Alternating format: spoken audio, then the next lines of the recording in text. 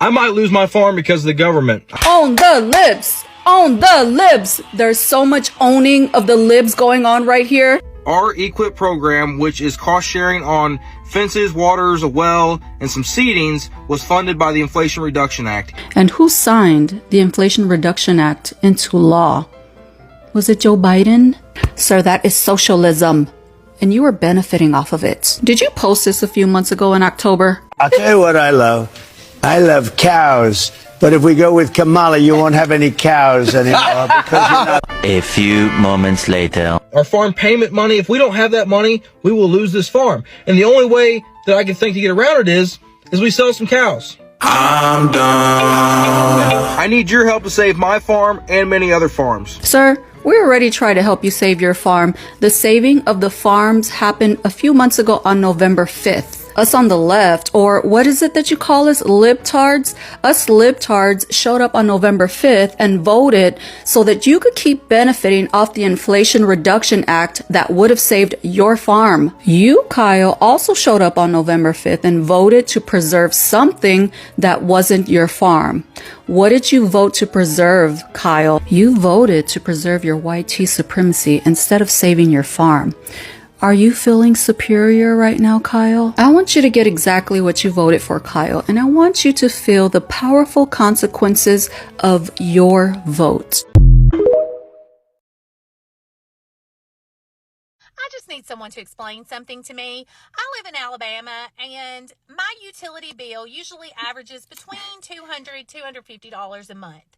Can someone please explain to me how my utility bill went from $250 a month to $696? Girl, did you say Alabama? You know exactly why your electricity bill is going up. Did you get this letter in the mail by chance? Yeah, it was sent to the residents of Huntsville, Alabama. It says that your electricity bill was going up because of Donald Trump. It has his name actually right here. Pretty clear, you know what I mean? It said, hey, he ended through executive orders, some federal grants that were lowering your electric bill. This is the best round of FAFO, and I wasn't going to ream you too hard, but then I went and saw your repost. You posted a lot of stuff from Little Human Being guy, you know, Charlie Kirk. A lot of Daily Wire stuff. A lot of Donald Trump thirst traps, if you will. It said, oh, I know exactly who you voted for. You're the perfect candidate for this video. This is a result of what you voted for, honey. This is a thoughts and terrorist, tater tots and chairs kind of moment. I just want you to enjoy and soak that all in. Take it all in. This is what you voted for. Anyways, my name is Mercedes Chandler. Give me a follow or you won't see my face again. Thank you. Goodbye. And FAFO.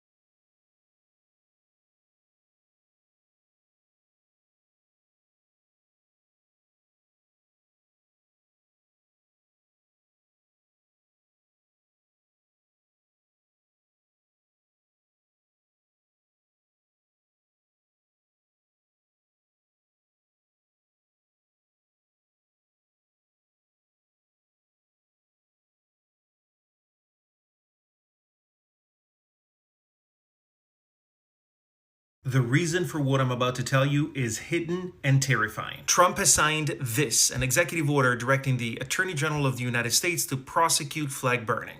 But the real reason he's doing it should absolutely terrify you. Prosecution will likely happen through these federal statutes, which makes it a crime to deface the United States flag. But the United States Supreme Court ruled in two separate decisions that burning the flag is an exercise of the First Amendment. That executive order is an unprecedented move by a president that has an immediate objective and, in my opinion, a long-term very scary objective. The short-term immediate objective is, of course, to get the Supreme Court to overturn its own decision. But the long-term objective of that executive order is what really should terrify you. Because what I think the administration is doing through that move is undermine the roots of First Amendment protection overall in preparation for new ways to squash dissent and punish criticism of the government. And I'll do a deep dive on this on my Substack, but here's the way I think it'll work. Now, the government knows very well that lower courts will dismiss the case brought on by the DOJ because lower courts are bound by Supreme Court precedent. But what the DOJ is really trying to do is appeal all the way to the Supreme Court to give the Republican majority bench an opportunity to overthrow that precedent. In fact, the DOJ could try to go directly to the Supreme Court by using a line in that law that I showed you earlier, but I can explain that a little better in my Substack. So why target flag burning? Because it offers the administration an opportunity to start dismantling protected free speech in a way that will get some Americans to cheer them on. The same way they've done in other instances, they're starting with the populist element. Framing repression of dissent as punishing unpatriotic moves ensures the support from a portion of the American population. And the distance between that and criminalizing other expressions of criticism of the government is a lot simpler and a lot faster. This is not about patriotism or about how revered the American flag is. It's about silencing those who criticize the ruling class and about criminalizing dissent. Hey guys, how you all doing? Welcome back again to another episode, and thank you so much for clicking to this video. I don't know if some of you can remember this guy, the first clip of this video. This guy, he is a huge fan of Trump supporter and he is a farmer. So this guy voted for Trump, and I don't know, he came out seeking for empathy, crying and begging people for help, saying that he is going poor, he is going back home after voting for Trump, and people backlash on him. People ask him that, why are you coming out seeking for help when you voted for Trump? Oh my goodness, FAFO era is finally here. So people are beginning to face the consequences of their action. People are beginning to regret their vote. Imagine you voted for Trump and you know that you are a farmer and you voted against the immigrants, the same people who are working for you. You voted against them just because you don't want them to be around you. Nevertheless, guys, welcome back again, and thank you so much for watching this video. So you watch the remaining clip of this video. Let me know your thoughts. Let me know what you think about them in the comment section, and I'll be coming back with more commentaries. We're going to name and shame some of them. First up is Rep. Malloy from Utah. St. George was set to receive $88 million for I-15, but now gone. Next up is Representative Guthrie from Kentucky. Bowling Green was set to receive $10.2 million in pedestrian safety funding. Not anymore, they're not. Montana, you're up next because one of your representatives, Ryan Zinke, if you thought you were going to get $63 million for a highway project and $24 million in Missoula, guess again. Next up is Representative Harris from Maryland. There was supposed to be $3.3 million that was going to go to Easton and $1 million for Berlin. That's all gone. And there are a lot more examples like that I could share. But the reason these communities were going to get this money was because Joe Biden signed a bill into law, which was the Inflation Reduction Act. When Donald Trump came in and signed the One Big Beautiful Bill, all that money got pulled back. So I hope there aren't any folks in those communities who are whining now that they're not getting that money, because this is exactly what you voted for. And if there are any folks out there who said something like, well, Joe Biden doesn't speak to the working class, I'm going to leave you with this. The target of the funding clawback is the Neighborhood Access and Equity Grant Program, one of a series of provisions included in former President Joe Biden's Inflation Reduction Act that seek to use federal dollars to ease long-standing social and economic inequities. It sounds pretty pro-working class to me. If you're a Trump supporter who stayed till the end, first of all, thank you. Secondly, you're in the find out stage now.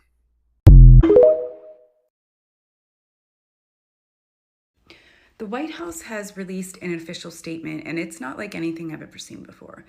It's more of a request to both the media and to United States citizens, and I think we should take it pretty seriously.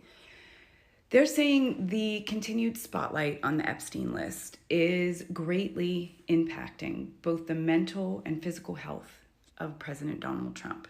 They said he hasn't even been able to enjoy the police cam footage of ICE deportations this week. He is getting confused.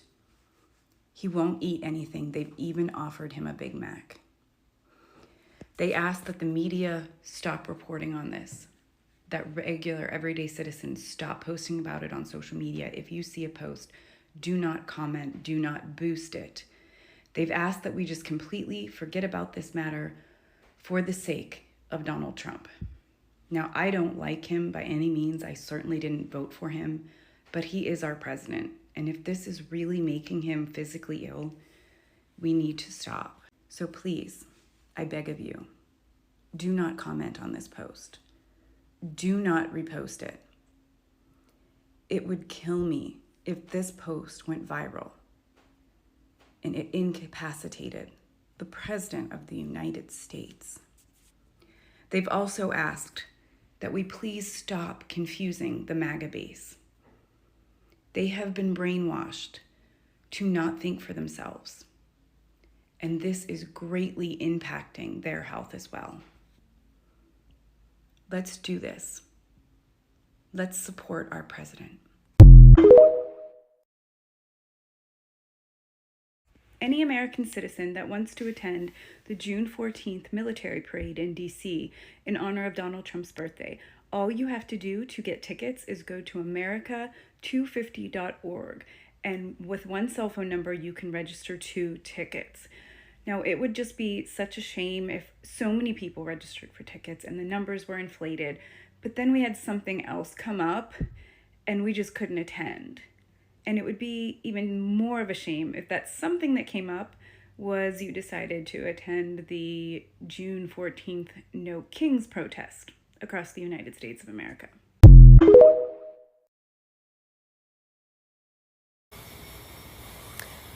I just had a patient say to me, thank God Trump was elected and we can get rid of this stupid Obamacare and go back to the ACA.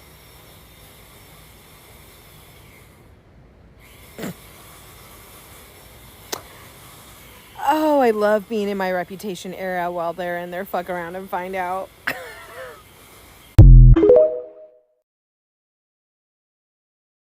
So guys, welcome back again and thank you so much for watching this video.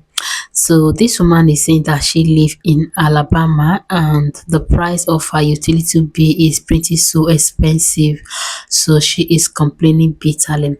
Guys, when you watch her closely or when you go close to her, you are going to notice that she is Trump supporter. She actually voted for Trump.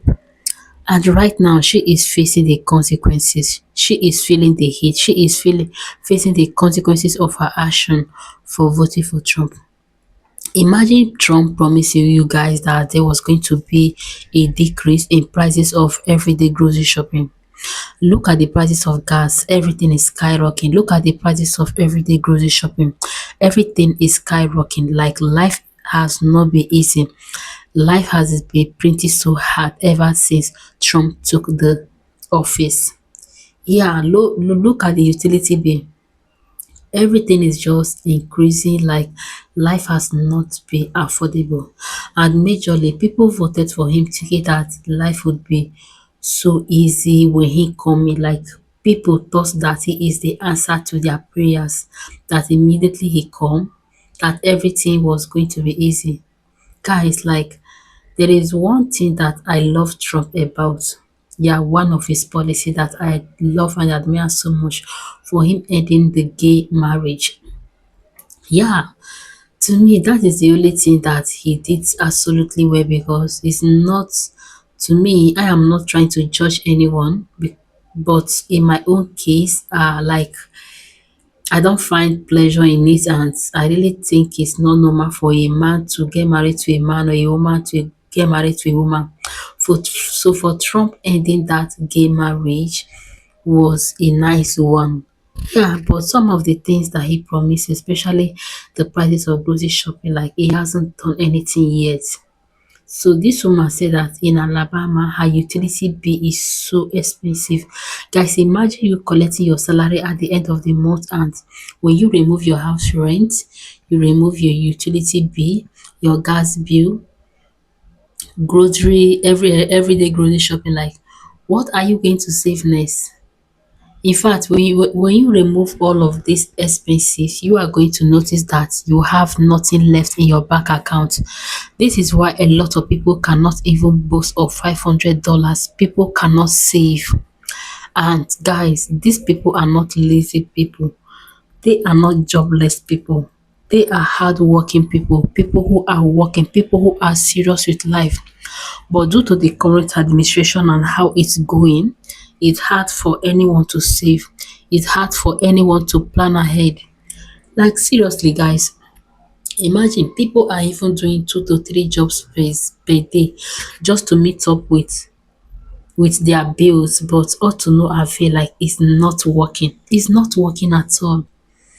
So I don't really think that this is your fault, and I don't think this has to do with you, but I think this is the system. Yeah, it's the system of the government. It is the fault of the administration. Yeah.